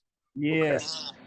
And that's exactly what happened. Was people behind him. Because Walt, personally, super nice guy, funny guy. Oh, you take a class from this guy, you're going to laugh your head off. He's just a good dude. Friendly, knew the stuff. We tried to get Walt to fight in a UFC. I want to say UFC 3 or 4, if I'm not mistaken. We tried to get Walt Bayless there. And on the end, he didn't do it. Walt is just a nice guy. He was not a guy who wants to fight. He was a good dude. So that's basically what it is. And what happened that I came to see Mark many other times. So I gave Mark some videos, some DVDs, some stuff for him to study. And Mark started climbing up to the rank. And we saw each other was, I want to say probably 6 years ago, maybe in Oregon area. And Mark tested for his black belt, and he officially got his black belt in Gracie Jiu Jitsu after all those years. I value that black belt, dude. What an accomplishment. Good for you, Mark. You finally made it. He earned it. Legitimate black belt. Put the time in. I don't know if I'm going to jump ahead here, Mike, but Pedro, after black belt is a black belt for so long, and then eventually you do graduate to the red belt and like the master level. I believe you were obviously at Rickson Gracie's red belt ceremony, and he's, you know, a legend for the generation. Why don't you talk about that day and how that felt being besides, you know, a legend there? Because I think obviously your red belt came a little bit after. Actually, I'm the first person from the Gracie Academy to receive a coral belt besides the Gracies. Okay, so let's see. You have to correct me now, please. Take over. Yeah, I received my coral belt from Helson's hands in November of 2007, and he gave me his belt on me. I was like, man, I don't have the time. And he said, you know what? It's not about the time that you put in, but look what you've done. Look how you spread all over the world. You build, like, you know, I go to seminars. I see every time I see somebody wearing a Pedro Sauer patch, I know those guys know the material. I know those guys are clean. They're the most respectful guys, the most talented guys. So anyway, he gave me a coral belt before my time, because back in the time, IBJJF did not have the specific time frame for the belts. So I received a coral belt, 7th degree, in November 2007. But I didn't wear the belt until I talked to Rickson, Helio, until I talked to Helio. And I went to Brazil, and I talked to Helio, and Helio endorsed my coral belt. When he endorsed my coral belt, I put it on, and I started using the coral belt.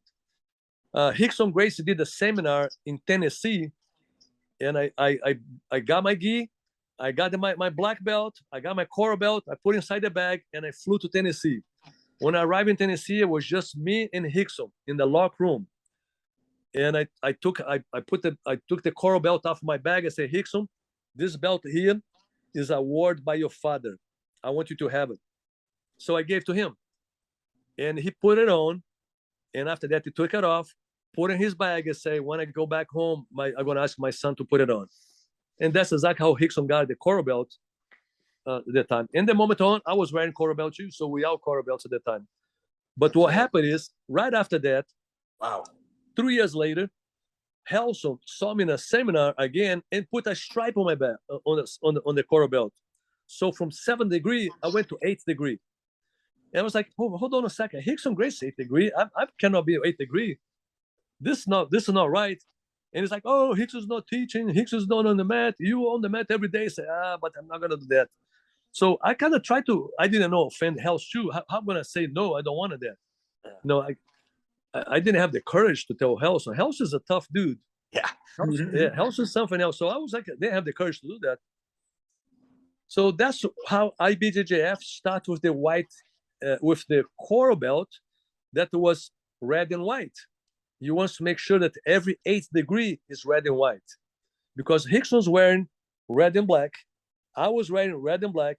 Helson wear red and black. Helio wear red and black. And IBJJF decided to come up with a red and white for 8th degree. It's still today. Nice. Okay. Now, Were you? Okay, you go ahead. Miguel. I got one more. I just wanted you started to mention a little bit about the jiu-jitsu tradition, you know, asking for permission and going to see your elders to take the belt and things. And I ran into that personally with you because Helio Gracie was looking for a match in New Jersey, I believe, a jiu-jitsu match. And I had a good brown belt that I was confident in. I didn't think he could win, but I knew he would be a great show. And, you know, a little bit of money for him and everything. So I put his name in, and it turns out it was Henry Matamoros, who's one of your students. Yep. He also had some time under Jacare Cavalcanti, but, you know, he was a pretty serious brown belt for the time. And he came to you to ask for permission. Talk about that, because I think it was complicated for him to fight Royler. It was very complicated. It was very awkward, because I remember Royler came to my school to do a seminar in Sandy, in Utah, and Matamoros was one of the guys on the seminar. Sure. And when I look at the Royler look at me and say, "Hey, I'm gonna fight this guy." I look at Matamoros and say, "What do you mean you're gonna fight Matamoros? Henry Matamoros?" And these are, yeah, but don't say anything, man. I got to do it. We have this arranged. You got to do it.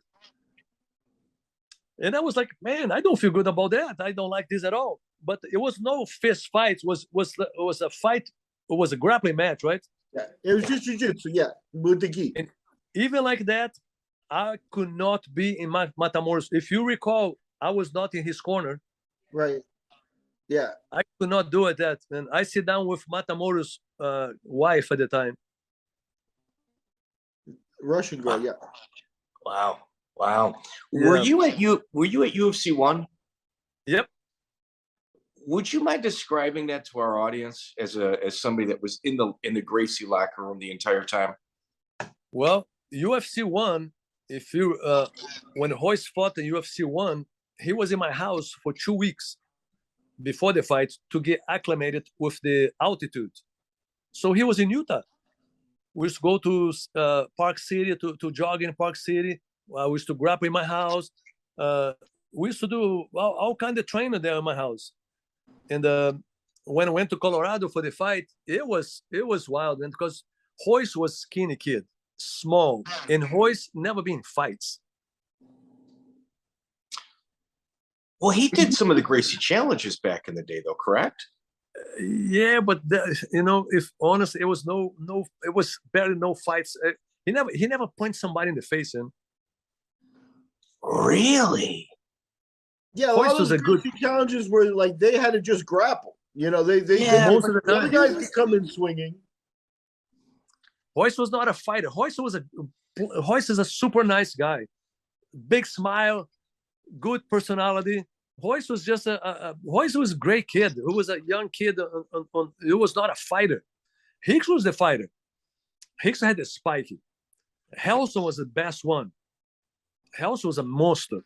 Fighting wise, Helson was the monster. So Royce went there to fight because he was looked like the most fragile, the skinny one, the most playful. But at the same time, Royce has a big bones. He has good technique, and he was able to survive against some big guys and put some good locks there. Royce did good. Until Shamrock learned some jiu-jitsu and gave Royce a hard time on the rematch. And after that one. Were you worried at UFC 1? There wasn't a lot of organization, the high altitude. Royce wasn't their best fighter. Were there concerns amongst the Gracie family in regards to them choosing him? No, because basically Rickson was the backup plan. Rickson said, "I will train Royce, but something goes wrong, I want my chance here." And what happened that Royce didn't lose the one, didn't lose the second one, didn't lose the third one, and Rickson got a chance to go to Japan. And at the time, Rickson was like, everybody was broke back at the time. Yeah. Just remember that, when I moved to America on the garage time, we used to wait for Helio arriving with a station wagon full of fruits, for us to eat. Mm-hmm. Oh, God. It was a tough time. And we used to have some guys, the Machado brothers, that they used to do like a delivery pizza. And, the Gracie diet, they don't eat that. So that's something that we have to try to pick and choose what to eat in the pizza. We used to be a very, the beginning was it was a major sacrifice that was done in the beginning. Everybody was broke. And Rickson had to support his family. He was doing private class at $20 $20 for private class. Wow. Yeah, he was, Eric Paulson was one of his early privates. I remember. Yeah. I remember Eric. Was Paulson, let me ask, was Paulson how Rickson, was he helping you get introduced in Japan? Because Rickson fought in Japan while Royce fought here. He fought in Shudo or the Valley Tudo Japan shows, which are associated. How did that come about? Were you there with him? Eric Paulson was a major, major help. And I mean, major help. Eric was the guy who brought the most people talk about jiu-jitsu. Eric talked about jiu-jitsu with everyone. He filled it up at Rickson's school. Pico Avenue. He was a bartender. Yeah. And he's a good dude. He's a good talker. I remember when Eric Paulson fought on those Extreme Combat, and he almost fought against Renzo on the final. Yep. He lost to Joe Walmarker. Remember, he lost to the big guy? James wearing his head. Yeah. Yeah. I was in Eric Paulson's locker room, and Lonnie Foster tried to cut his hair. Oh, really? We tried to cut his hair, and he had some kind of contract with Hollywood to be some stuntman. Yeah, And he said it was part of his contract that he had to have the long hair for the part. Otherwise, he would have lost a couple $1,000. Yeah. I understand that he was doing some stunt man, and he needs to have the hair. So what we did here, we have like a Vaseline, so we kind of fill his hair with Vaseline, and we braided the hair. But that dude, when he found the hair, man, he didn't let go, man. Yeah. For those of you guys that are watching it at home, it's one of the most savage fights I've ever seen. It's very difficult to watch. In a barbaric sport, this is one of the worst things because it's so you're watching somebody get scalped, and Paulson refused to quit. He could not quit. He never quit. And that Vaseline was a very smart idea, but the way the hair was braided was done so well that it just fit perfectly in the palm of Waring's hand. He never let go, man. And No. I was in the back of the ring, talked to him, tried to bring him. So I was telling him, sit down. I was trying to sit down, try to go to the ground, because he was trying to swing punches, but he was just being dragged by his head. Yeah. If he couldn't sit down and use his legs, he had a chance maybe to slap like a triangle or slap some kind of arm bar. It was the only chance he had it. Yeah, because of the hair. Yeah. A shameless plug for a podcast. We did interview Eric Paulson, and he had his hair pulled so much, he said for weeks his face hurt from being pulled up. So, yeah it's just crazy, man. Yeah. He's a tough man, and that guy's a tough guy. Very good instructor, incredible talent, and a guy who helped with Jiu-Jitsu the most. He was a top guy, the Jiu-Jitsu guy, by pushing people to the academy. Before we wrap up, I'd like to go through a couple of your instructors, people that were the beginning guys. Maybe you can give a couple words on them. Obviously, we had talked about Greg Nelson and Sean Weaver. Frank Cucci is another one of your beginning black belts. Yep. Frank was a very talented martial arts practitioner, super smart guy, trained with me for many, many years, 20 plus years. And he had a school in Virginia Beach. He was an ex-Navy SEAL. He opened the SEAL Team 6. SEAL Team 6. Yep. And he opened the team there to do jiu-jitsu. We have one of good friends. His name is Tim Samansky, who is an unbelievable ambassador for the SEALs. This guy is like America is safe with Tim Samansky in this position. He's the admiral right now. And he's on the West Coast, I believe. I just talked with my friend Ricky Landell a couple weeks ago, and Ricky just got hired to do some work with the SEALs on the West Coast. So Frank Cucci was doing the same kind of work on the East Coast. And I used to go there pretty much every month. I went, that's how I met Todd Margolis. That's how I met Nakapong. That came from this environment that Frank Cucci brought up there. Great guy, unbelievable talent. Great American, just a good father, good practitioner, good individual, such a nice guy. What about Eddie Camden? Cabeção, big head. Eddie Camden, very great instructor, talent instructor. Eddie Camden, anybody who go to his school is going to learn the material, 100%. Todd Margolis. Wild. I'm sorry, man. I know. I'm bringing him up, though. Guess what? Todd Margolis' sister is my wife's best friend. Go figure out this. I moved to Virginia. My wife is driving a truck with Gracie Jiu-Jitsu, Pedro Sauer team, and deliver my daughter, my little baby girl, to a daycare. And Rachel, that's Todd's sister. Oh, my brother's a black belt. And when I find out he was one of my black belts. So we end up being good friends, and we spent many Christmas together. Good guy. Wow, funny guy, but good guy, good dude. Yeah, he trained everywhere. He was at Team Quest, Lloyd Irving, Mario Yamasaki. He's a guy that's been around. He's a lifelong practitioner. And tough guy. Go ahead. Very tough guy. Mike Moses. Moses, yeah, Mike Moses, come from Frank Cucci. Same thing. Mike is under Frank Cucci. I have a picture in my school with the first blue belt of the East Coast. And I believe Tim Samansky is there. Mike Moses there. Who else? Got a tons of Frank Cucci. And what about Jeff Curran? Jeff Curran. This is a good guy. This is one of the best. That kid, it is crazy. 100+ no holds bar fights. He is an underappreciated talent. Completely. He really is. Super talent. Yeah, if you want to learn about Jeff Curran and what he's made of, I suggest you watch the Mike Brown fight. Although he didn't win, he didn't have his hand raised at the end of it. The grit, fortitude, his never quit attitude. He almost stopped Mike with a minute left. I mean, I think he's underappreciated in my opinion. And he did the most difficult fights. He got the most difficult fighters. Jeff was unbelievable guy. Since young kid, 18 years old, man, this kid is top-notch guy. Yeah, top-notch.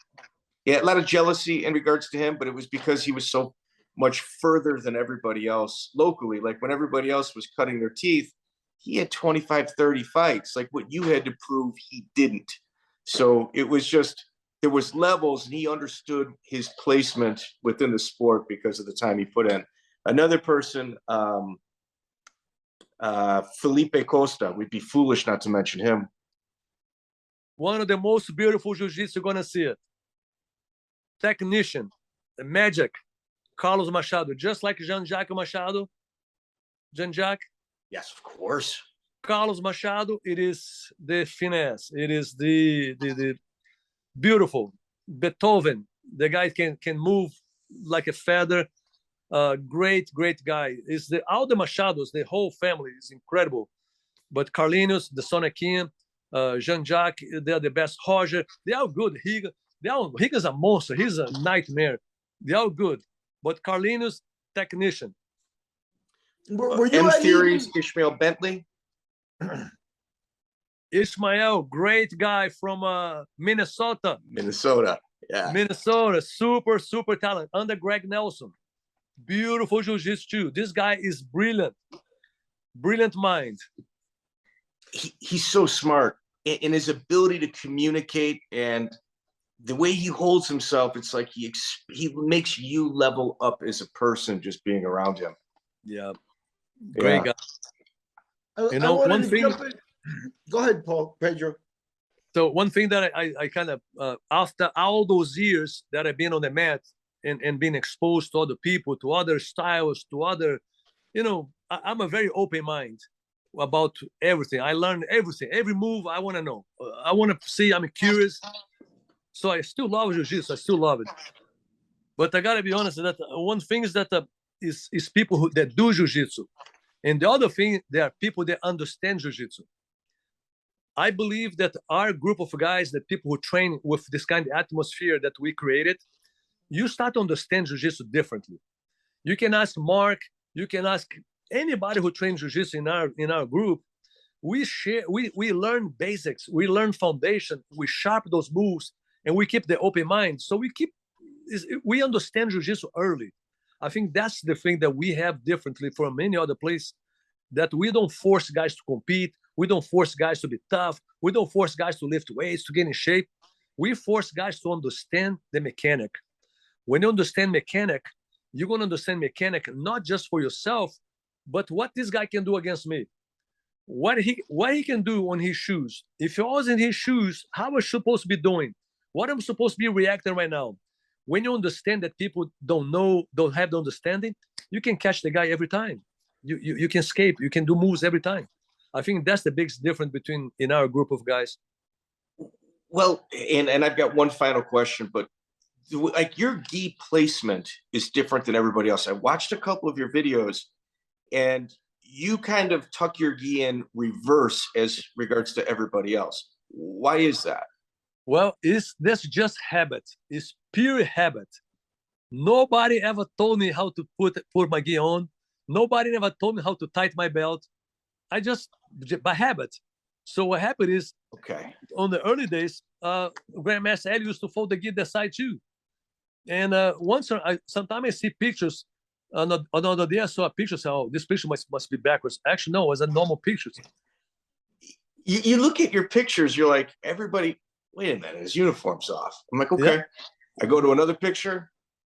Like, why is every single picture it's different than everybody else? I know. Okay. Well, I tried to fix that. What I did 5 years ago, I decided to go back, and I said, okay, I'm gonna use my gi for this side, the other side. And the reason I'm doing that, because somebody told me that in Japan, on the early days, when a samurai pass, that's when they fold the gi the other side. Oh. And the reason that you fold the gi right and the left over is because people have to take the, like a sword, when you have to take the sword out. It makes sense. So most of people are right hand, so they take the sword out. Well, I never use sword. I don't use sticks. Nobody ever told me nothing this. So, but what happened is I saw that a lot of people was wearing the gis the other way too. So I didn't want to be an influence, nobody to do nothing wrong.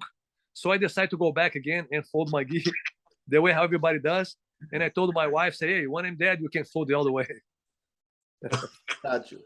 Not an easy habit. And when people ask me and Pedro, obviously we've never met, but when they ask like what type of human being Pedro Sauer is, I always like to try to give the story about your former student, Steve Tahnnan. It's not widely known, but in the jiu-jitsu circles, people certainly do.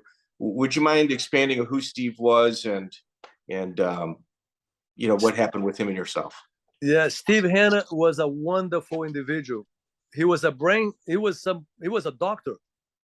I don't know exactly what kind of field he was there, but maybe he was a brain. Something about can be brain doctor, Steve. He is like yes, Surgeon. A surgeon. He was a surgeon, and Steve used to train for me. He trained for Rickson before. Actually, Steve, he started with Rickson.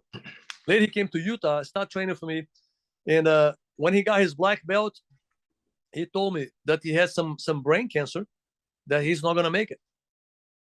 Just like that. I said, Steve, and Steve looked just like what the guy's name from CNN, Anderson Cooper. Okay.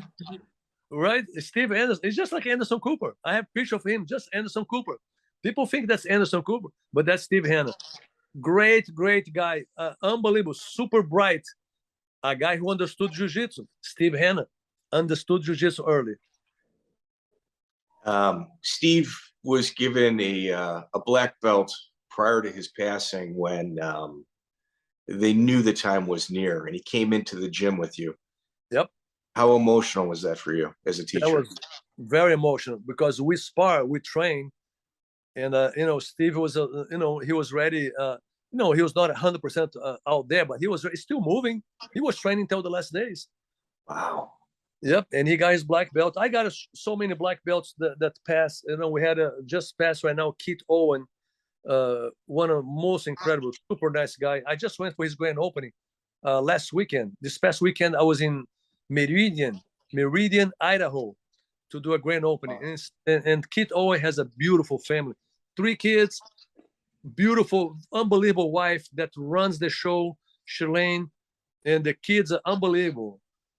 Just top-notch guys. Anybody who's in Idaho area, man, go visit one of the most beautiful schools I ever seen in my life. Meridian's beautiful too. Mark, I'm gonna hand this off to you if you want to close out. Well, I just want one thing I was hoping you guys would talk about was what it was really like, the intensity of what life was like for guys like me and Pedro when the first UFC came to America and they promoted it as no holds barred. Well, that's a great promotional tactic, but there really were 2 rules: no eye gouging, no biting. But still, it was so intense. And we really didn't know what was going to happen. Who was going to be fighting? How were they going to fight? What's going to happen? We didn't really know. And a lot of people, like in Utah, when me and Pedro were there, would come out of the woodwork and they would disrespect jiu-jitsu, and me and Pedro would go over to their club and basically ruin their club. Like a dojo storm. People would come over to Pedro's house and they'd challenge him on the doorstep. And are you serious? Attack him in his house, and they'd be rolling around fighting in Pedro's house. Yep. Are you I kidding didn't me? speak English at all. My English was zero. It's crazy. Yeah, I was going to ask that because Mark, you know, a lot of people here, it's like, oh, you know, they walk into the gym. It's like, oh, Mark Schultz, gold medalist. Like, yeah, I got, you know, you attract these morons that want to test themselves. You know what I mean? I think Pedro's probably the same exact way, you know? Yeah, because they can't lose. It's like if I tap them in 10 seconds, they go home. It took Mark Schultz 10 seconds to tap me. Yeah. You know, I didn't get tapped in 9. It took him all the way to 10, you know, something like that. They can't lose against me or Pedro. That's why they're constantly challenging us. Even if I'm 62 years old, they're like, it doesn't matter to them. Anything, a win's a win over anybody with a name, you know. So anyway, I just don't think people understood the level of intensity when the first UFCs came out. And, you know, people were fighting in the hotels, like competitors that were going to fight in the UFC were fighting each other in the hotels, you know, Tank Abbott. And, you know, just, it was like chaos reigned in America for quite a while. Yeah, That was hard. for sure. Gladiators time. There was some gladiators, huh? That's amazing. When Mark said about people came to my house, and how do you put like an advertising on the cover of a black belt magazine? I want to say October of '91, if I'm not mistaken, and offering $100,000 whoever could beat a black belt in jiu-jitsu. And I was there in Utah by myself. So those people used to knock on my door in my house. My family was over there. Yep. And I didn't speak English, so I had to say, Horio, I got a guy over here. Let me talk to him, Pedrinho. So I give the phone to Horio, and Horio negotiated for him. Say, Pedrinho, go ahead, take the guy to the mat. There's no money involved. Just put a boxing gloves on the guy. Wow. So essentially that ad signed you up for a whole bunch of fights that you were unaware of. Oh, my gosh. I couldn't go to the academy without my boxing gloves. I have to bring boxing gloves because I never knew who's going to be there. And Mark, do you remember we did a lot of boxing? We used to put boxing gloves and people have to take down. Do you remember those trains, Mark? How it used to be? Things were getting so intense. People were getting so violent. Pedro started bringing a knife to the club. You remember? Dude, it was crazy. We never. Mark one time shows up and tell me that is a guy who wants to fight him. His name is Jerry Levitt, like a dude. Like I say, Mark, he doesn't want to fight you at all. The guy's human. Come on, Mark, he's crazy. And he came to the school, right? Yeah. Pedro intercepted him and tapped him about 6 times, and after that, he didn't want to fight. But and not to be Mark's good friend, eh? And you guys No, have been partnered for a long time. we're friends now. Yeah. Good guy, Jerry Levitt, unbelievable talent too. It was everybody had a big mouth. They were always like saying, "Hey, Mark, this guy over here wants to fight you." They never want to fight me. It's always some other guy. They can't do it themselves, so they always have to put somebody else in front. That was true. Pedro, with your connection to the Gracie family, obviously the Sheik, it always surprised me that Mark never participated in ADCC. Why do you think he never got the invite? Well, I'm not sure about the because I think the ADCC when it started happening, I'm not sure if Mark, did you have any kind of operation? Something happened, if I'm not mistaken. I herniated my back. Okay. Yeah, I think it was something like that. Mark had some, because Mark, if you go to any place like this, ADCC, or he'll clean the house. He'll be an UFC champ, like in a minute, clean the house. At the time, he was the first guy who this guy walking the octagon with one, not even 1 day warning. It was a nighttime. when we decide to fight, Mark's gonna fight. And he fought. Yeah, Gary Goodrich at the time was, top 3 in the world in many people's eyes. And he was a big dude. Huge. And he was mean too. He was fast. Yeah. But I remember sitting with Mark. Me and Mark was sitting down. Me, Mark, and Dave Benetton. And I kind of told Mark, "Oh, Mark, I bet I can beat this guy." And Mark looked at me, "You crazy?" I said, "But you can do that too." And Mark said, "Pedro, go ahead and help me to negotiate. I'll fight." And Mark went to the room. I went to the guy, Art Davey and Bob Marriage, and said, "Sir, would like to have an Olympic gold medal in your show. It's going to cost you $100,000. And the guy, his eyes like this big.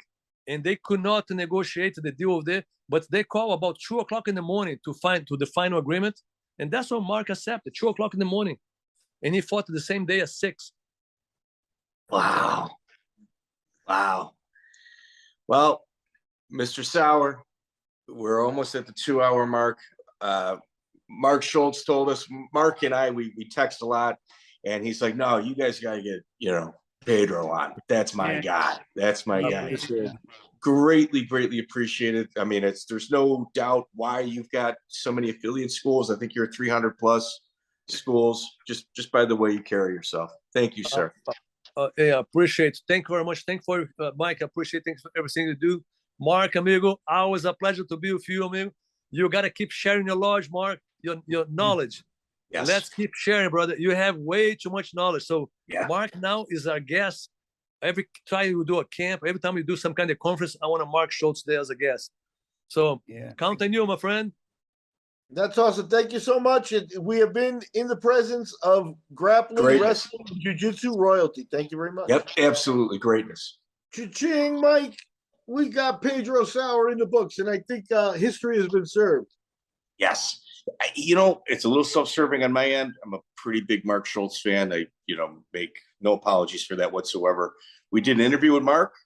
We did an interview with Mark about his brother. We interviewed Ron Tripp, who happened to be his assistant wrestling coach, also defeated Rickson Gracie in Sambo. Now we got Mark with his teacher. The old school guys used to always mention Schultz, even though he had like one fight in the UFC and he was an Olympic wrestler. Rogan brings up Schultz a lot. And I really wasn't familiar with his wrestling acumen until I did my research on him. Like, I knew who he was, maybe saw a match or two, but once I really dug in, I got it. Like, the dude's an absolute just Viking. And I think the people that he might respect in regards to combat sports, wrestling, MMA, jiu-jitsu, you probably count them on one hand. So when somebody I admire says this is somebody that he admires, it's guaranteed to be something special. Now, Miguel, why don't you tell everybody how we got the interview?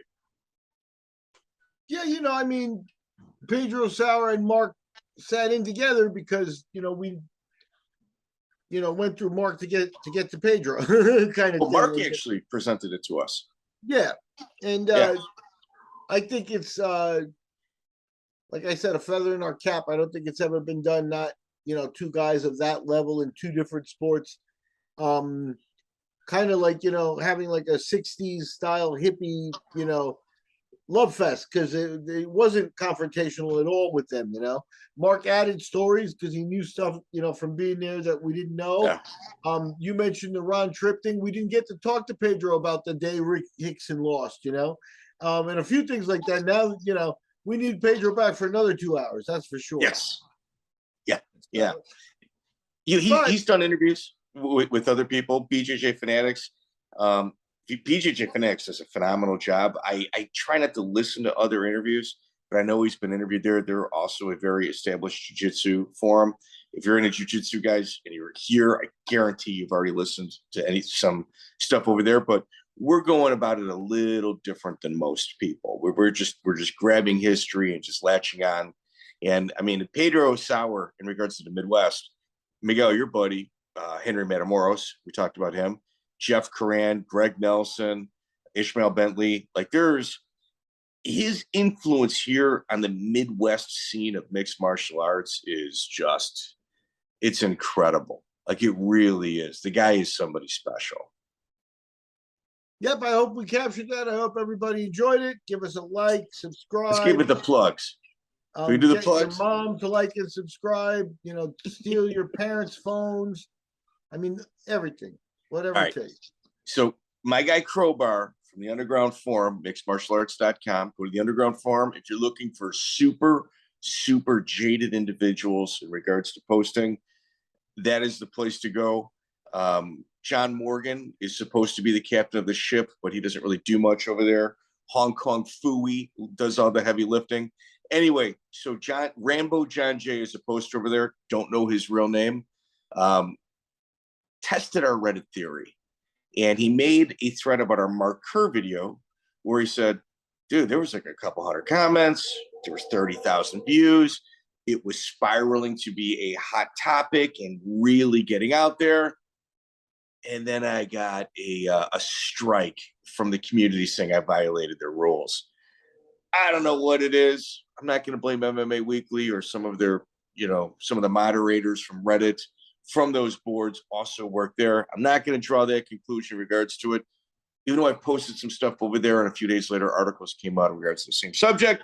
But, ladies and gentlemen, go get your Reddit accounts banned by posting our stuff over there. Please.